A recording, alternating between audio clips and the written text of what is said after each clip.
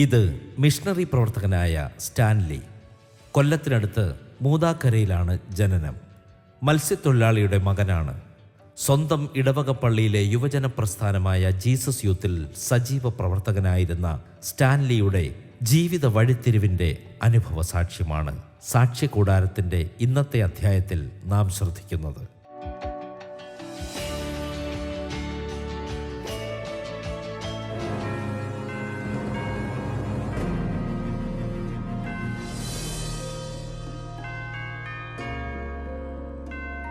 എൻ്റെ മാതാപിതാക്കൾക്ക് 8 മക്കളാണ്. 8 മക്കളിൽ ഞാൻ 4മത്തവനാണ്. ഞാൻ അവിടുത്തെ മൂതാക്കര പള്ളി ഇടവക കത്തോലിക്ക പള്ളിയിൽ ജനിച്ചു വളർത്തപ്പെട്ട ആ വിശ്വാസപ്രകാരം ആചാരപ്രകാരം മുന്നോട്ട് പോയൊരു വ്യക്തിയാണ്. ഇങ്ങനെ ഇരിക്കുന്ന കാലഘട്ടത്തിൽ എൻ്റെ നല്ല യൗവന കാലഘട്ടം, ആ സമയങ്ങളൊക്കെ എൻ്റെ 10ാം ക്ലാസ്സിലെ പഠനമൊക്കെ കഴിഞ്ഞ് നിൽക്കുമ്പോൾ ഞാൻ ഉപരിപഠനത്തിനൊക്കെ ഒരുപാട് ആഗ്രഹിച്ചു. പക്ഷെ അതിനുള്ള സാമ്പത്തിക ശേഷിയും തുറന്ന് പഠിക്കാനുള്ള സാഹചര്യങ്ങളൊന്നും എനിക്ക് ആ കാലഘട്ടത്തിൽ ഒത്തുവരാത്തതുകൊണ്ട്, സാഹചര്യങ്ങൾ അനുകൂലമല്ലാത്തതുകൊണ്ട് ഞാൻ ചെറിയ ചെറിയ ജോലിക്കൊക്കെ പോകാൻ തുടങ്ങി. ഇങ്ങനെ ഇരിക്കുന്ന സമയം ഞാൻ ഡ്രൈവിംഗ് ഒക്കെ പഠിച്ചു. ഗൾഫിൽ പോകണം എന്നുള്ള ചിന്തയിലൊക്കെ ആയിരുന്നു. എങ്ങനെയെങ്കിലും ഗൾഫിലൊക്കെ പോയി ഒന്ന് രക്ഷപ്പെടണം എന്നുള്ള ചിന്തയിലായിരുന്നു. കാരണം എൻ്റെ ഭവനത്തിൽ അത്രത്തോളം സാമ്പത്തികമായ ഞെരുക്കവും ബുദ്ധിമുട്ടും. ഞങ്ങൾ 8 മക്കളാണ്. എൻ്റെ പേരൻസ് ഞങ്ങളെ വളർത്താൻ ഒരുപാട് ബുദ്ധിമുട്ടി. അച്ഛൻ ഫിഷർമാനാണ്, മത്സ്യത്തൊഴിലാളിയാണ്. ആ വരുമാനം കൊണ്ട് ഞങ്ങളെ മുന്നോട്ട് കൊണ്ടുപോകാൻ വലിയ ബുദ്ധിമുട്ടായിരുന്നു ആ കാലഘട്ടങ്ങളിൽ. അങ്ങനെ ഇരിക്കുമ്പോഴാണ് ഞാൻ 95 ശരിക്കും ഞാൻ ഈ കത്തോലിക്ക ആ പള്ളിയിലിരിക്കുമ്പോൾ അവിടുത്തെ പള്ളി സംബന്ധമായ എല്ലാ കാര്യങ്ങൾക്കും, സൺഡേ സ്കൂളായാലും അതുപോലെ ജീസസ് യൂത്ത്, ആ ജീസസ് യൂത്ത് അവിടെ രൂപീകരിച്ചത് തന്നെ ഞാനും എൻ്റെ ചില സുഹൃത്തുക്കളൊക്കെ ഒരുമിച്ച് ചേർന്നാണ് ഞങ്ങൾ 90കളിൽ ജീസസ് യൂത്ത് അവിടെ രൂപീകരിച്ചത്. അതിനുശേഷം 95 ആയപ്പോൾ ഞാൻ പലവിധമായ വിഷയങ്ങളിൽ എൻ്റെ ഭവനത്തിന് ഒരുപാട് ബുദ്ധിമുട്ടും പ്രയാസം പേരൻസിനൊക്കെ ഉണ്ടാക്കി. എൻ്റെ ആ ഒരു യൗവന പ്രായം വളരെ മോശമായ രീതിയിൽ എന്ന് പറഞ്ഞു കഴിഞ്ഞാൽ, മാതാപിതാക്കൾക്ക് അനുസരിക്കാൻ മനസ്സ് കാണിക്കാതെ ആ ലോകത്തിൻ്റെതായിട്ടുള്ള മോഹങ്ങളിലേക്ക് കടന്നു ചെന്ന് വഴക്കായാലും മറ്റുള്ള പ്രശ്നങ്ങളായാലും അങ്ങനെയൊക്കെ ഇടപെട്ട് ഞാൻ മുന്നോട്ട് പോയെങ്കിലും നന്നാകണമെന്നൊരാഗ്രഹം ഉണ്ടായിരുന്നു. അങ്ങനെയാണ് ഈ കാത്തലിക് പള്ളിയിലൊക്കെ ഞാൻ പോകുന്ന സമയത്ത് ജീസസ് യൂത്തുമായിട്ടൊക്കെ ബന്ധപ്പെട്ട് ഞങ്ങൾ ഒരു ആത്മീയമായി വളരണമെന്നൊരാഗ്രഹമുണ്ട്. പക്ഷെ അപ്പോൾ തന്നെ അതിൻ്റെ അടിസ്ഥാനപരമായിട്ട് അതിൽ നിലനിന്ന് പോകാൻ പറ്റുന്നില്ല പലപ്പോഴും. ഇങ്ങനെ ഇരിക്കുമ്പോഴാണ് ഞാൻ 95 ശരിക്കും ഈ കർത്താവായ യേശുക്രിസ്തുവിലേക്കുള്ള ആ മാർഗം, ആ വഴി, ആ രക്ഷയുടെ വഴി, ആ സത്യസുവിശേഷം എൻ്റെ ജീവിതത്തിൽ കേൾക്കാൻ തുടങ്ങിയ നിമിഷം എനിക്കുണ്ടായ രൂപാന്തരം 1995 ജനുവരി 21 പൂർണ്ണമായിട്ട് ഒരു ക്രിസ്തീയ കുടുംബത്തിൽ ജനിച്ചുവെങ്കിലും ക്രിസ്തുവുമായിട്ട് വലിയ ബന്ധമൊന്നുമില്ല, ആ ഒരു ആത്മീയ തലത്തിൽ ബന്ധമൊന്നുമില്ല. പക്ഷേ എന്നാൽ 95 ജനുവരി 21 എനിക്ക് ആ ഒരു ബന്ധത്തിലേക്ക് മുന്നോട്ട് കടന്നു പോകാൻ ദൈവം എന്നെ സഹായിച്ചു. കർത്താവ് എന്നെ കണ്ടു, അതാണ് യാഥാർത്ഥ്യം. അങ്ങനെ ഞാനൊരു ആത്മീയമായ തലങ്ങളിലേക്ക് സഞ്ചരിക്കാനിടയായി. അങ്ങനെ 1995 ജനുവരി 21 ഞാൻ ഈ കർത്താവായ യേശുവിനെ രക്ഷിതാവും കർത്താവുമായി സ്വീകരിച്ച് സത്യസുവിശേഷത്തിൻ്റെ പാതയിലേക്ക് ഞാൻ യാത്ര ചെയ്യാൻ തുടങ്ങി. അങ്ങനെ എൻ്റെ ജീവിതത്തിൽ ഒരുപാട് മാറ്റങ്ങൾ വന്നു. ഞാൻ ഏതെല്ലാം പ്രശ്നങ്ങളിലൊക്കെ കടന്നു പോയിട്ടുണ്ട്, ആ പ്രശ്നങ്ങളൊക്കെ വിട്ടൊഴിഞ്ഞ് ഞാനൊരു നന്നാകണം, എനിക്കൊരു നല്ല ലൈഫുണ്ട്, എനിക്കൊരു ഭാവി ജീവിതമുണ്ട്, അത് യഥാർത്ഥ ക്രിസ്തീയ അനുഭവത്തിൽ ക്രിസ്തുവിനോടുള്ള ബന്ധത്തിൽ മുന്നോട്ട് പോകണം എന്നൊക്കെ ആഗ്രഹിച്ച് അങ്ങനെ ഞാൻ ആ ആത്മീയ തലത്തിലേക്ക് സഞ്ചരിക്കാൻ തുടങ്ങി. അങ്ങനെ ഇരിക്കുന്ന സമയം പലപ്പോഴും അങ്ങനൊരു കൂട്ടായ്മ തങ്കശ്ശേരി ദേശത്ത്, ഞങ്ങളുടെ മൂതാക്കരയുടെ തൊട്ടടുത്താണ് കൊല്ലത്തെ തങ്കശ്ശേരി എന്ന് പറയുന്ന സ്ഥലം.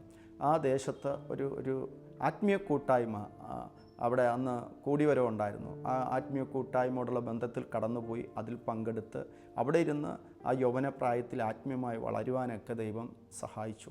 ഇങ്ങനെ ഇരിക്കുന്ന സമയം പലപ്പോഴും എനിക്കൊരു ദൈവവിളി, ദൈവവിളിക്ക് ഇറങ്ങണം എന്നുള്ള പല പ്രാവശ്യവും അന്നത്തെ ആത്മീയ കൂട്ടായ്മയിൽ പല ദൈവദാസന്മാരും വന്ന് എന്നോട് ദൈവവേലയ്ക്ക് വിളിയുണ്ട്, ഇറങ്ങണമെന്നൊക്കെ പറഞ്ഞപ്പോൾ ഞാൻ വളരെ കൺഫ്യൂഷനായിരുന്നു. കാരണം എനിക്ക് ആ പ്രായത്തിൽ എൻ്റെ സ്വപ്നമെന്ന് പറയുന്നത്, ഞാൻ ഡോൺ ബോസ്കോ വഴിയാണ് ഡ്രൈവിംഗ് പഠിച്ചത്, ലൈസൻസ് കിട്ടിയത് എനിക്ക്. എൻ്റെ 18ാമത്തെ വയസ്സിൽ എനിക്ക് ലൈസൻസ് കിട്ടി. അപ്പോൾ എൻ്റെ ചിന്ത മൊത്തം എന്ന് പറയുന്നത് ഗൾഫിലോട്ട് പോകണം, എങ്ങനെയെങ്കിലും രക്ഷപ്പെടണം എന്നുള്ള ഒരൊറ്റ ലക്ഷ്യം, നല്ല ഒരു ഭാവി ജീവിതത്തിന് വേണ്ടിയുള്ള ഒരു മുൻകരുതൽ എന്ന പോലെ ഒക്കെയുള്ള ചിന്തിക്കാൻ തുടങ്ങി നിൽക്കുമ്പോഴാണ് ഇങ്ങനെ ദൈവവേല ചെയ്യണമെന്നുള്ള ആ ഒരു വിളിയെക്കുറിച്ചുള്ള വളരെ വ്യക്തമായ ബോധ്യം പല ദൈവദാസന്മാരെന്നോട് പറഞ്ഞത്. അപ്പോൾ ഞാനിരുന്ന് പ്രാർത്ഥിച്ചു ദൈവസന്നിധിയിൽ, ദൈവമേ, ഞാനിപ്പോൾ ആത്മീയമായ ആ ഒരു നിലയിലേക്ക്, ക്രിസ്തുവിലേക്ക് വന്നു. ഇനി എൻ്റെ ലൈഫ് അങ്ങോട്ട് കർത്താവിങ്കിലേക്കാണ്. അപ്പോൾ ഞാൻ എന്താ അപ്പാ ചെയ്യേണ്ടത്? ഞങ്ങളുടെ ഇഷ്ടം എന്താണ്? ദൈവത്തിൻ്റെ തിരിഹിതം എന്താണ് എൻ്റെ ഭാവിയെക്കുറിച്ച് എന്നൊക്കെ ഞാൻ ദൈവത്തോട് ചോദിക്കാൻ തുടങ്ങി. അന്ന് ഞാൻ ശരിക്കും പോയി, അന്ന് ഞങ്ങളുടെ വീട്ടിൽ ഒരു ചെറിയ കുടിലാണ്, ഓലമേഞ്ഞ ഒരു കുടിലാണ്. ഞങ്ങൾ അപ്പനമ്മയും 8 മക്കൾക്ക് അതിനകത്ത് കിടക്കാനൊന്നും പറ്റില്ല രാത്രി. ഞങ്ങൾ 5 ആണും 3 പെൺപിള്ളേരുമാണ്, സഹോദരങ്ങൾ. അപ്പോൾ എൻ്റെ 3 സഹോദരിമാരൊക്കെ വളർന്നതാണ്. അപ്പോൾ ഞങ്ങൾ സാധാരണ അവിടെ കടപ്പുറത്ത് പള്ളിമുറ്റത്ത്, കത്തോലിക്ക പള്ളിമുറ്റത്ത് നല്ല കടപ്പുറമാണ്. അപ്പോൾ അവിടെ പോയാണ് രാത്രി കാലങ്ങളിൽ ഞങ്ങൾ ബെഡ്ഷീറ്റൊക്കെ വിരിച്ച് കടന്ന് ഉറങ്ങുന്നത്. അപ്പോൾ ഞാൻ വിശ്വാസത്തിലേക്ക് വന്ന് ആത്മീയതലത്തിലേക്ക് മുന്നോട്ട് പോകുമ്പോഴും ഞാൻ ആ കടപ്പുറത്ത് വന്നാണ് കിടക്കുന്ന രാത്രി കാലങ്ങളിൽ.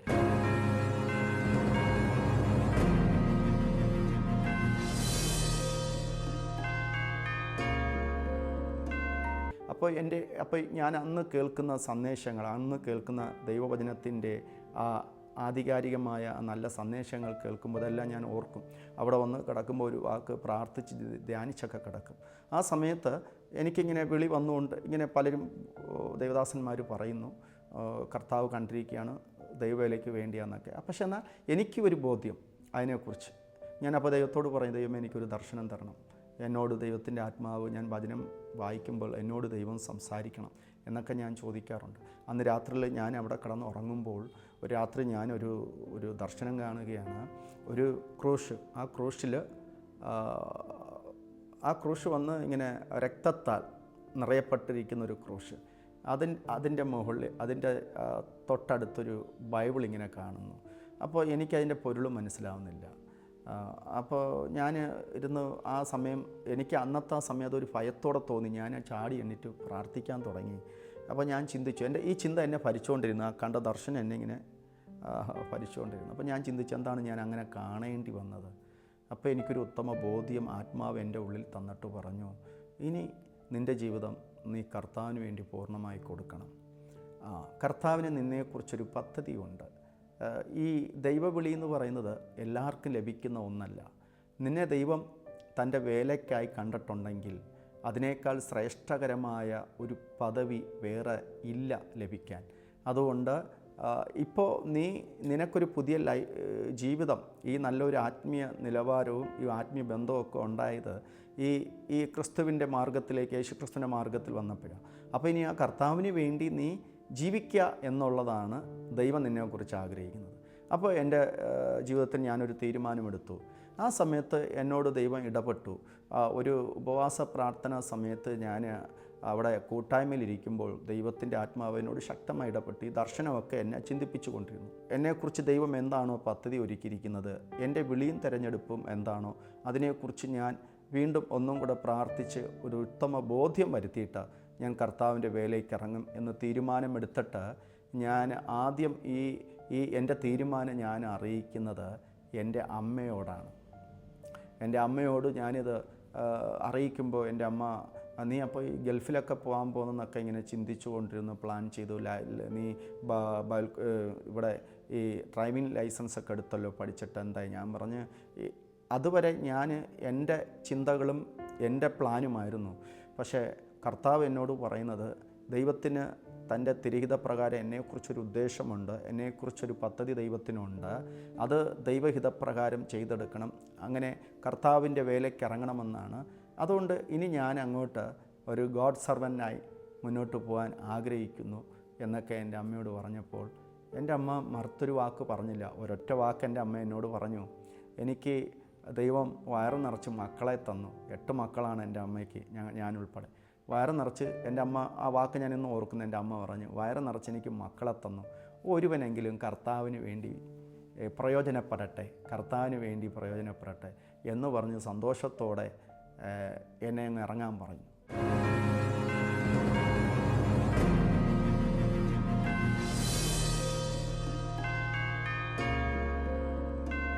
അങ്ങനെയാണ് ഞാൻ കർത്താവിൻ്റെ വേലയ്ക്ക് ഇറങ്ങുന്നത്.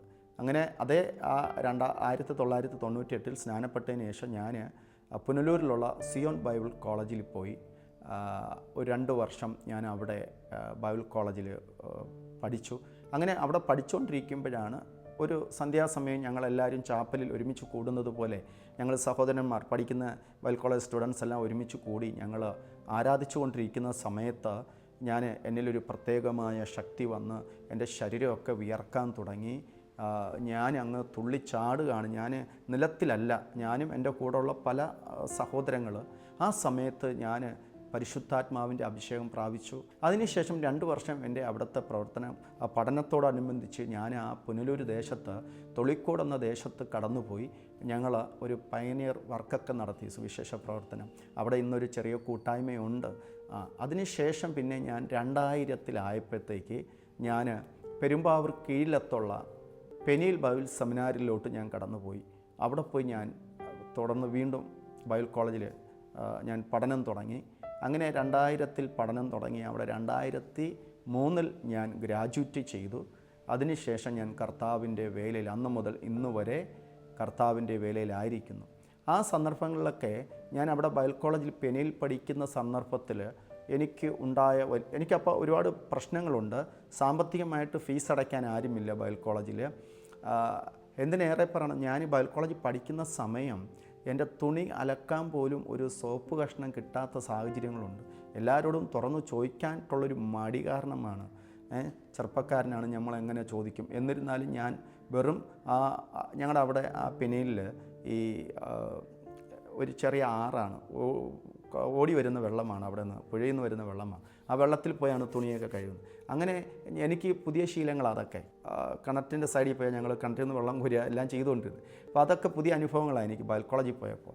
അങ്ങനെ തുണിയൊക്കെ ഞാൻ സോപ്പില്ലാതെ വെള്ളത്തിൽ വെറും കൈ വെച്ച് കഴുകിയിട്ട ദിവസങ്ങൾ, അനുഭവങ്ങൾ എൻ്റെ ജീവിതത്തിൽ ഒരുപാട് ഉണ്ടായിട്ടുണ്ട്. അതുവഴി ആ സാഹചര്യങ്ങളിൽ കൂടിയൊക്കെ കടന്നു പോകുവാൻ ഇടയായിട്ടുണ്ട്. ഇതെല്ലാം കർത്താവിൽ ആശ്രയിച്ച് കർത്താവിലുള്ള പ്രത്യാശ നിമിത്തം സന്തോഷത്തോടെയാണ് അതെല്ലാം അനുഭവിച്ച് മുന്നോട്ട് പോയത്. അതിനുശേഷം അവിടെ പഠിക്കുന്ന സമയം ഫീസ് കൊടുക്കാനൊക്കെ ബുദ്ധിമുട്ടായിരിക്കുന്ന വേളകളിലൊക്കെ ഞാൻ ഒരുപാടിരുന്ന് കരഞ്ഞു പ്രാർത്ഥിക്കുമായിരുന്നു. ആ സന്ദർഭത്തിൽ ഞാൻ അവിടെ പഠനം തുടങ്ങി ഫസ്റ്റ് സെമസ്റ്റർ ആയപ്പോൾ അന്ന് കോളേജിൽ നിന്ന് ഓണത്തിൻ്റെ ടൈമാണ്, അവധിയാണ്. എക്സാം കഴിഞ്ഞിട്ട് എല്ലാവരും നാട്ടിലേക്ക് പോകും ഒരു 3-4 മാസം ആകുമ്പോൾ. അപ്പോൾ ഓരോരുത്തരും ഇങ്ങനെ താല്പര്യത്തോടെ ഇരിക്കും. വീട്ടിൽ പോയി പേരൻസിനെ കാണാൻ അവർ പോകുന്ന പ്രാദേശിക സഭയിൽ പോയി ഒന്ന് ആരാധന കൂടാൻ, അവിടുത്തെ ഫ്രണ്ട്സിനെ എല്ലാം കാണാൻ പോകും. ഈ ആഗ്രഹം എനിക്കുമുണ്ട്. അങ്ങനെ ഇരിക്കുമ്പോൾ അത് മാത്രമല്ല, അന്ന് ആ സന്ദർഭത്തിൽ എൻ്റെ അമ്മയ്ക്ക് തലയിലൊരു വലിയ മുഴയൊക്കെ വന്ന് ഒരു ഓപ്പറേഷനൊക്കെ ആയിട്ട് കൊല്ലം ഡിസ്ട്രിക്ട് ഹോസ്പിറ്റലിൽ അഡ്മിറ്റ് ചെയ്തിരിക്കുകയാണ്. അപ്പോൾ എൻ്റെ മൂത്ത ജ്യേഷ്ഠൻ വിളിച്ചു. എന്നോട് ഇത് പറയുമ്പോഴൊക്കെ ഞാൻ കോളേജിൽ ഞങ്ങളുടെ ഒരു പ്രയർ ഗ്രൂപ്പുണ്ട്, അവരോടൊക്കെ പറഞ്ഞിട്ട് ഞാൻ ഒരുപാടൊക്കെ ഇരുന്ന് കരഞ്ഞു പ്രാർത്ഥിക്കുമായിരുന്നു. കാരണം എൻ്റെ അമ്മയും മറ്റ് സഹോദരങ്ങളാരും ഈ കർത്താവിലേക്ക് പൂർണ്ണ ഈ രക്ഷയുടെ അനുഭവം വിശ്വാസത്തിലേക്ക് വരാത്തതുകൊണ്ട് അവരൊക്കെ കർത്താവിനെ അറിഞ്ഞ് അവർ കർത്താവിന് വേണ്ടി നിന്ന് ജീവിക്കണം എന്നുള്ള താല്പര്യം, ആ പ്രത്യാശ അവർക്കുണ്ടാകണം എന്നുള്ളതുകൊണ്ട് ഞാൻ ശരിക്കും ഇരുന്ന് കരഞ്ഞൊക്കെ പ്രാർത്ഥിക്കുമായിരുന്നു ബൈബിൾ കോളേജിൽ. ഇങ്ങനെ ഇരിക്കുമ്പോൾ എനിക്ക് നാട്ടിൽ വരണം, എൻ്റെ അമ്മയെ ഒന്ന് കാണണം, സഹോദരങ്ങളെ കാണണം എന്നൊക്കെ അതിയായ വാഞ്ചയുണ്ട്. പക്ഷേ ഒരു പ്രശ്നമെന്ന് പറഞ്ഞാൽ എൻ്റെ കയ്യിൽ നാട്ടിലോട്ട് വരാനുള്ള പൈസ ഇല്ല, വണ്ടിക്കൂലിയില്ല. അപ്പോൾ ഞാൻ പഠിക്കുന്ന പെനിയിൽ ബൈബിൾ സെമിനാരിൽ നിന്ന് കൊല്ലത്തെ എൻ്റെ വീട്ടിൽ വരണമെങ്കിൽ അന്ന് ആ സമയത്ത് വെറും 110 രൂപ മതി വണ്ടിക്കൂലി. എനിക്ക് 110 പോയിട്ട് എൻ്റെ കയ്യിൽ 10 രൂപ എടുക്കാനില്ല. ആ സാഹചര്യത്തിലാണ് ഞാൻ അവിടെ നിൽക്കുന്നത്. അപ്പോൾ ഞാൻ പ്രാർത്ഥിക്കാൻ തുടങ്ങി. അപ്പോൾ എൻ്റെ കൂടെ എൻ്റെ റൂമിനകത്ത് മൊത്തം 5 പേരായിരുന്നു എൻ്റെ കൂടെ പഠിക്കുന്ന സഹോദരന്മാർ. അവരെല്ലാം ഭവനങ്ങളിലേക്ക് പോയി. എൻ്റെ ഇടയിൽ സുധാകരൻ എന്ന് പറഞ്ഞ ഒരു അച്ചായൻ, പ്രായമുള്ള ഒരു അച്ചായനാണ്. പുള്ളി പഴയ ഒരു കമ്മ്യൂണിസ്റ്റ് പാർട്ടിയിലൊക്കെ ആയിരുന്നു. അപ്പോൾ അദ്ദേഹം രക്ഷിക്കപ്പെട്ട് ദൈവഭാഗത്ത് വന്നപ്പോൾ അദ്ദേഹത്തിന് 2 ആൺമക്കളാണ്. അപ്പോൾ അദ്ദേഹം എൻ്റെ കൂടെ ഞങ്ങൾ ഒരുമിച്ച് റൂമിലാണ്, ഒരുമിച്ചാണ് ഞങ്ങൾ ക്ലാസ്സിലും ഇരിക്കുന്നത്. അപ്പോൾ എന്നോട് അദ്ദേഹത്തിന് 2 ആൺമക്കളായതുകൊണ്ട് എന്നോടൊരു പ്രത്യേക അടുപ്പവും സ്നേഹവും കരുതലൊക്കെയാണ് എന്നോട്.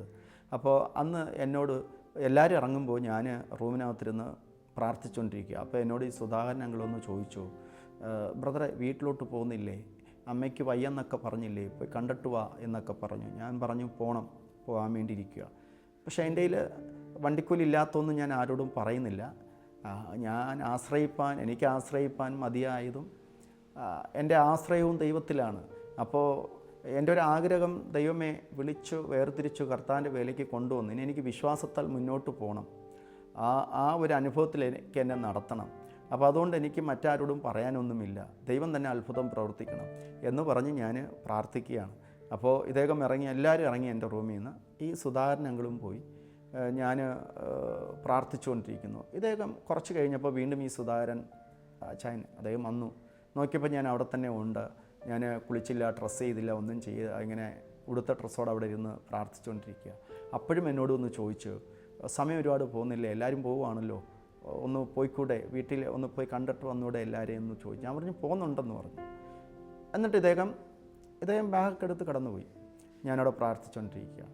ഞാൻ ദൈവത്തോട് പറഞ്ഞു, കർത്താവെ അത്ഭുതം പ്രവർത്തിക്കണം, എനിക്കും ഭവനത്തിലേക്ക് പോകണം, കർത്താവ് എന്തെങ്കിലും മുഖാന്തരങ്ങൾ ഒരുക്കണം, എനിക്ക് പോകാനുള്ള വണ്ടിക്കൂലി ആവശ്യമാണ് എന്നൊക്കെ പറഞ്ഞ് ഞാനിരുന്ന് കരഞ്ഞുകൊണ്ടിരിക്കുക. എന്ത് ചെയ്യണം, ആരോട് ചോദിക്കാൻ മനസ്സ് വരുന്നില്ല ആരോടും.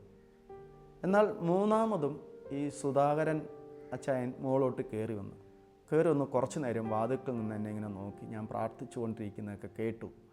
എന്നിട്ട് എൻ്റെ അടുക്കൽ വന്നിരുന്നിട്ട് പറഞ്ഞു, സ്റ്റാൻലി ബ്രദറെ, എന്തായാലും പെട്ടെന്ന് കുളിച്ച് റെഡിയാവും, അമ്മയെ പോയി കണ്ടിട്ട് വാന്ന് പറഞ്ഞിട്ട് എൻ്റെ കയ്യിൽ ഒരു 100 രൂപയുടെ ഒരു പുതിയ നോട്ടെടുത്ത് എൻ്റെ കയ്യിൽ തന്നു. ഞാൻ സന്തോഷത്തോടെ അത് വാങ്ങിച്ചു. ദൈവത്തിന് ഒരുപാട് നന്ദി പറഞ്ഞു, കർത്താവിനെ സ്തുതിച്ചു.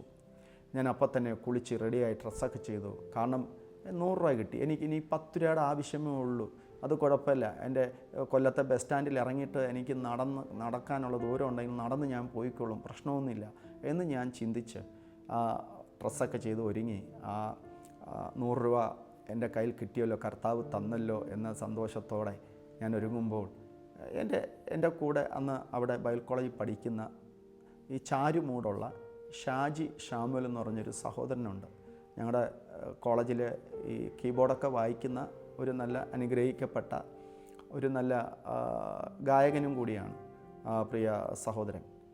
അപ്പോൾ ഞാൻ ഈ എക്സാം സമയത്ത് പേപ്പറും പേനയൊക്കെ വാങ്ങിക്കാൻ ഞാൻ ആ ബ്രദറിൻ്റെ കയ്യിൽ നിന്ന് ഞാനൊരു 30 രൂപ എനിക്ക് തന്നായിരുന്നു അദ്ദേഹം വാങ്ങിക്കാനായിട്ട്, കിട്ടുമ്പോൾ തന്നാൽ മതി. അപ്പോൾ ഈ 100 രൂപ കിട്ടിയപ്പോൾ ഇദ്ദേഹം ഓടി വന്ന് എൻ്റെ അടുത്ത്, എനിക്ക് വീട്ടിലോട്ട് പോകാനാ 30 രൂപ എടുക്കാനുണ്ടോ എന്ന് ചോദിച്ചു. ഞാൻ ആ 100 രൂപ കയ്യിൽ കൊടുത്തപ്പോൾ എനിക്ക് 70 രൂപ തിരിച്ചു വന്നു. അപ്പോൾ 10 രൂപ വേണ്ട സ്ഥാനത്ത് ഇനി എനിക്ക് 40 രൂപ വേണം നാട്ടിലെത്താൻ. അപ്പോൾ ഞാൻ ആ 70 രൂപ കയ്യിലെടുത്തിട്ട് ദൈവത്തോട് പ്രാർത്ഥിച്ചു പറഞ്ഞു, കർത്താവേ, ഞാൻ ഇവിടെ ഇരുന്ന് പ്രാർത്ഥിച്ചു, ആരോടും ഒരു വാക്ക് ചോദിച്ചില്ല. പക്ഷേ ദൈവം എനിക്ക് വേണ്ടി ആ സുധാകരൻ അച്ചായനിൽ കൂടി ഒരു 100 രൂപ എൻ്റെ കയ്യിൽ തന്നു വണ്ടിക്കൂലിക്ക്. ഇതിപ്പോൾ ഞാൻ കൊടുക്കേണ്ട പൈസ വാങ്ങിച്ചത് ഷാജി ബ്രദറിന്, അത് ഞാൻ 30 രൂപ കൊടുത്തു. ഇനി എനിക്ക് വേണ്ടത് 40 രൂപ, 70 രൂപ എൻ്റെ കയ്യിലുള്ളൂ. ഞാൻ ഇവിടെ ഇരുന്ന് ദൈവത്തിൽ ആശ്രയിച്ച് പ്രാർത്ഥനയോടെ ഞാൻ കടന്നു പോവുകയാണ് എൻ്റെ ഭവനത്തിലേക്ക്. എൻ്റെ യാത്രയിൽ ദൈവം സൂക്ഷിക്കണം, എൻ്റെ വിശ്വാസത്തെ വർദ്ധിപ്പിക്കണം, എൻ്റെ പ്രത്യാശ എന്നെ വീണ്ടും നിലനിർത്തണം എന്നൊക്കെ പ്രാർത്ഥിച്ച് ഞാൻ അവിടെ നിന്ന് ഒരുങ്ങി ഇറങ്ങുമ്പോൾ ഏകദേശം 1 മണി ആയില്ല. കാരണം 1 മണിയൊക്കെ ആയിക്കഴിഞ്ഞാൽ ബൈബിൾ കോളേജിന് അല്പം ആഹാരം കഴിച്ചിട്ട് പോകാമായിരുന്നു. ഒരു 11:30 മണി 12 മണിയായപ്പോഴാണ് ഞാൻ ഇറങ്ങിയത്. നേരെ ഞാൻ കീഴം ജംഗ്ഷനിൽ വന്ന് അവിടെ നിന്ന് ബസ് കയറി നമ്മുടെ ആലുവ ഇറങ്ങി. ആലുവയിൽ നിന്ന് എനിക്ക് എറണാകുളത്തേക്ക് കിട്ടിയ ബസ്സെന്ന് പറഞ്ഞാൽ ഒരു പ്രൈവറ്റ് ബസ്സായിരുന്നു. അത് ഈ ട്രാൻസ്പോർട്ട് ബസ് സ്റ്റാൻഡിൽ പോകത്തില്ല, അത് ഈ കച്ചേരിപ്പടിയിൽ ഇറങ്ങിയാൽ അവിടെ ഇരുന്ന് ഞാൻ പിന്നെ ട്രാൻസ്പോർട്ട് ബസ് സ്റ്റാൻഡിൽ നടന്നു പോകണം. എന്നാൽ ആയിക്കോട്ടെ, അങ്ങനെയെങ്കിൽ അങ്ങനെ പോകാമെന്ന് പറഞ്ഞ് ഞാൻ നേരെ ആലുവയിൽ നിന്ന് എറണാകുളം പ്രൈവറ്റ് ബസ്സിൽ കയറി കച്ചേരിപ്പടി ഇറങ്ങി. നല്ല വെയിൽ, പൊരിഞ്ഞ വെയിൽ, എനിക്ക് നല്ല വിശപ്പുണ്ട്, ഒരുപാട് എനിക്ക് വെള്ളം കുടിക്കാൻ ദാഹിക്കുന്നു, അത്രത്തോളം ഭയങ്കരമായ ചൂട്, വെയിൽ. ആ സമയത്ത് ഞാൻ ഒരുപാട് ബസ്സിൽ നിന്ന് യാത്ര ചെയ്യുമ്പോൾ ഒരുപാട് ചിന്തകൾ എന്നെ ഭരിച്ചു. അപ്പോൾ ഒരു ഭാഗത്ത് എന്നെ ബലഹീനമായ ചിന്തകൾ ഭരിക്കുന്നു. എന്തിനാ നീ ഇവിടെ പഠിക്കുന്നേ, നീ ലൈസൻസൊക്കെ കിട്ടിയല്ലോ, നിനക്ക് പരിചയക്കാരുണ്ടല്ലോ, പലരും പറഞ്ഞല്ലോ ഗൾഫിലോട്ട് കൊണ്ടുപോകാമെന്ന്, അവരെ കോണ്ടാക്റ്റ് ചെയ്, നീ ഇവിടെ കിടന്ന് ഇങ്ങനെ കഷ്ടപ്പെടാതെ ഗൾഫിൽ പോകാൻ നോക്ക്. ഇപ്പോൾ ബൈബിൾ കോളേജിൽ പഠിക്കാൻ കർത്താവിൻ്റെ വേലയ്ക്ക് വേണ്ടി ഇറങ്ങി തിരിച്ച് ബൈബിൾ കോളേജിൽ പഠിക്കാൻ വന്നിട്ട് ഒരു കഷ്ണം സോപ്പിന് പോലും നീ ബുദ്ധിമുട്ടുകയാണ് നിൻ്റെ വസ്ത്രം കഴുകാൻ. ഇത്രയും കഷ്ടത എന്തിനാണ് നീ അനുഭവിക്കുന്നത്? നീ ഗൾഫിൽ പോയി 10 പൈസ ഉണ്ടാക്കുക. നിൻ്റെ സഹോദരങ്ങളെല്ലാം കഷ്ടപ്പെടുകയല്ലേ, പേരൻസൊക്കെ ബുദ്ധിമുട്ടുമല്ലേ. അപ്പോൾ ആ ചിന്തകൾ എന്നെ ഭരിക്കുകയാണ്. എന്തിനാണ് നീ ഇങ്ങനെ ചെയ്തുകൂടെ, ഗൾഫിൽ പോയിക്കൂടെ എന്നൊക്കെ. അപ്പോൾ തന്നെ ഒരു ഭാഗത്ത് ദൈവാത്മാവ് എന്നോട് ശക്തമായി ഇടപെടുന്നു. ഇല്ല, കർത്താവുണ്ട്, കർത്താവ് വിശ്വസ്തൻ, ദൈവം വഴി നടത്തും, നീ കർത്താവിൽ ആശ്രയിക്കുക. യിരെമ്യാപ്രവാചകൻ്റെ പുസ്തകം 17-ാം അധ്യായത്തിൻ്റെ 7-ാമത്തെ വാക്യം എൻ്റെ ഓർമ്മയിൽ വന്നു. യഹോവയിൽ ആശ്രയിക്കുകയും യഹോവ തന്നെ ആശ്രയമായിരിക്കുകയും ചെയ്യുന്ന മനുഷ്യൻ ഭാഗ്യവനെന്നാണ്. അങ്ങനെ ഞാൻ കർത്താവിനോട് പ്രാർത്ഥിച്ചു. അപ്പോൾ എന്ത് തന്നെ ശോധനകളോ പ്രയാസങ്ങളോ കുറവുകളോ ബുദ്ധിമുട്ട് വന്നാൽ ഞാൻ തളർന്നും ക്ഷീണിച്ചും പോത്തില്ല. പക്ഷേ എന്നാൽ എൻ്റെ വിശ്വാസം വർദ്ധിപ്പിക്കണം, ദൈവം അത്ഭുതം പ്രവർത്തിക്കണം. ഈ യാത്രയുടെ നടുവിൽ എനിക്കെൻ്റെ നാട്ടിലെത്തണം. എനിക്ക് വണ്ടിക്കൂലി തികയത്തില്ല, അതിനുള്ള സാഹചര്യങ്ങൾ ദൈവം ഒരുക്കി തരണം. അല്ലെങ്കിൽ ഞാൻ നാട്ടിലോട്ട് എവിടം വരെ എനിക്ക് പൈസ കൊണ്ട് യാത്ര ചെയ്യാമോ അവിടം വരെ യാത്ര ചെയ്തിട്ട് ഞാൻ നടക്കേണ്ടി വരും എന്നൊക്കെ ഞാൻ ദൈവത്തോട് പ്രാർത്ഥിക്കാൻ തുടങ്ങി.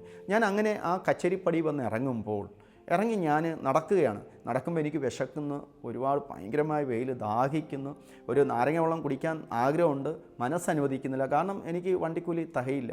ആ ഒരു അവസ്ഥ എന്നെ ഭരിക്കുന്നു. അപ്പോൾ എൻ്റെ ഉള്ളിൽ വന്ന് മനോഹരമായൊരു പാട്ടുണ്ട്. നമ്മുടെ സാധു കൊച്ചുകുഞ്ഞ് ഉപദേശി അദ്ദേഹം പാടിയ ഒരു പാട്ട്. ആ പാട്ട് എൻ്റെ ഹൃദയത്തിൽ, ആ നാവിൽ വരികൾ അപ്പോഴും ഓടി വന്നു. എൻ്റെ സമ്പത്തെന്നു ചൊല്ലുവാൻ വേറേതുമില്ല, യേശു മാത്രം സമ്പത്താകുന്നു.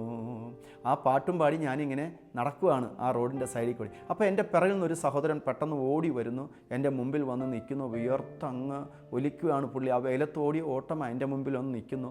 എന്നോട് ചോദിച്ചു, പാസ്റ്ററാണോ എന്ന്. ഞാൻ പറഞ്ഞു, ഞാൻ പാസ്റ്ററല്ല, ഞാൻ ഇങ്ങനെ ബൈബിൾ കോളേജിൽ പഠിച്ചുകൊണ്ടിരിക്കുകയാണ് എന്ന് പറഞ്ഞു. അപ്പോൾ എന്നോട് പറഞ്ഞു, നാട് എവിടെയാണ്? അവർ കൊല്ലം. പേരെന്താ? സ്റ്റാൻലി എന്ന് പറഞ്ഞു. അപ്പോൾ ആ സഹോദരൻ എന്നോട് പറഞ്ഞൊരു സാക്ഷ്യം ഞാൻ പറയുകയാണ്. ഞാൻ കച്ചേരിപ്പടി വന്ന് ഇറങ്ങി നടക്കുന്ന സമയം ഈ മനുഷ്യൻ കച്ചേരിപ്പടിയിൽ ബസ് കയറാൻ നിൽക്കുകയാണ്. അദ്ദേഹത്തിന് ബസ് കയറാൻ നിൽക്കുന്ന സമയം എന്നെ കണ്ടു.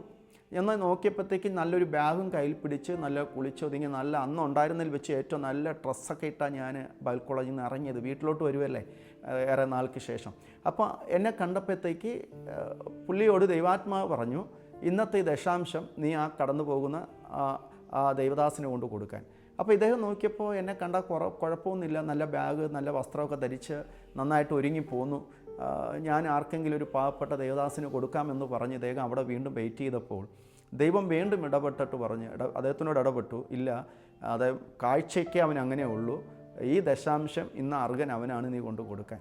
അപ്പോഴും ഇദ്ദേഹം നോക്കിയപ്പോൾ ഞാൻ ബഹുദൂരം നടന്നു കഴിഞ്ഞു. ഇനി ഇദ്ദേഹം ആ കച്ചേരിപ്പടിയിൽ നിന്ന് റോഡ് ക്രോസ് ചെയ്ത് ആ സിഗ്നൽ റോഡ് ക്രോസ് ചെയ്ത് വേണം ഇദ്ദേഹം എൻ്റെ മുമ്പിൽ വരാൻ. അത്ര ബഹുദൂരം ഞാൻ നടന്നു.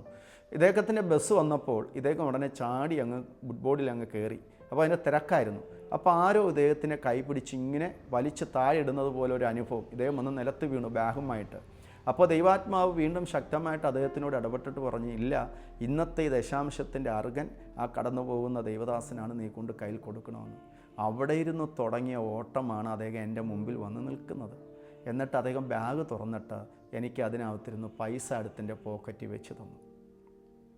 ഞാൻ ആ സമയം എൻ്റെ കർത്താവിനെ ഓർത്തു. കർത്താവ് എന്നോട് പറഞ്ഞ വചനം ഓർത്തു.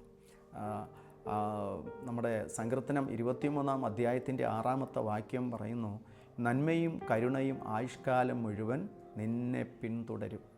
സ്തോത്രം. മിഷണറി ദർശനം ഏറ്റെടുത്ത സ്റ്റാൻലി ബൈബിൾ കോളേജിലേക്ക് വചന പഠനത്തിനായി പോയി. കടുത്ത സാമ്പത്തിക പ്രതിസന്ധികൾക്ക് നടുവിൽ ദൈവസന്നിധിയിൽ പകർന്ന പ്രാർത്ഥനാ വാചകങ്ങൾ ദൈവം നിരസിച്ചില്ല. വിശ്വസ്തനായ ദൈവം വഴികൾ തുറന്നത് അത്ഭുതകരമായിട്ടാണ്. അപ്പോൾ കർത്താവിലേക്ക്, യേശുക്രിസ്തുവിലേക്ക് വരുമ്പോൾ നമ്മൾ പിന്നിലുള്ളതൊന്നും, പൗലോസ് പറഞ്ഞ കണക്ക് പിന്നിലുള്ളതൊന്നും നോക്കണ്ട, മുന്നിലുള്ള ലാക്കിലേക്ക് ആഞ്ഞും കൊണ്ടങ്ങ് കർത്താവിൻ്റെ വേലയിൽ മുന്നോട്ട് പോയാൽ മതി. ദൈവം വിശ്വസ്തനാണ്. ഏത് സാഹചര്യത്തിലും ഏത് പ്രതികൂലങ്ങളിലും ഏത് അവസ്ഥയിലും നമ്മെ സഹായിപ്പാൻ, നമ്മോടൊപ്പം കൂടെ ഇരുന്ന് ആശ്വസിപ്പിച്ച് നമ്മെ ധൈര്യപ്പെടുത്തുവാൻ, ബലപ്പെടുത്തുവാൻ, നമ്മെ പോറ്റുവാൻ, നമ്മെ നടത്തുവാൻ, പുലർത്തുവാൻ ദൈവം മതിയായ ദൈവമാണ്. ആ ദൈവത്തെ അന്ന് ഞാൻ രുചിച്ചറിഞ്ഞു. അന്ന് ഞാൻ എൻ്റെ കണ്ണുകൾ ഉയർത്തി കർത്താവിനെ സ്തുതിച്ചു. ഹല്ലേലൂയ, സ്തോത്രം. 121 സങ്കീർത്തനം പറയുന്ന പോലെ എൻ്റെ കണ്ണുകളെ ഞാൻ പർവ്വതങ്ങളിലേക്ക് ഉയർത്തുന്നു. എനിക്ക് സഹായം എവിടെ ഇരുന്ന് വരുന്നു? ആകാശത്തെയും ഭൂമിയും ഉണ്ടാക്കിയ യഹോവയെങ്കിൽ നിന്ന് വരുന്നു. സ്തോത്രം. ഹല്ലേലൂയ. അന്ന് ഞാൻ സന്തോഷത്തോടെ ആ സഹോദരനോട് ആ സാക്ഷ്യം പറഞ്ഞ് വീട്ടിൽ വന്നു. ഈ വീട്ടിൽ വന്ന് ഞാൻ ആദ്യം ഈ സാക്ഷ്യം പറയുന്നത് എൻ്റെ അമ്മയോടാണ്. സ്തോത്രം. എൻ്റെ അമ്മയോടാണ്.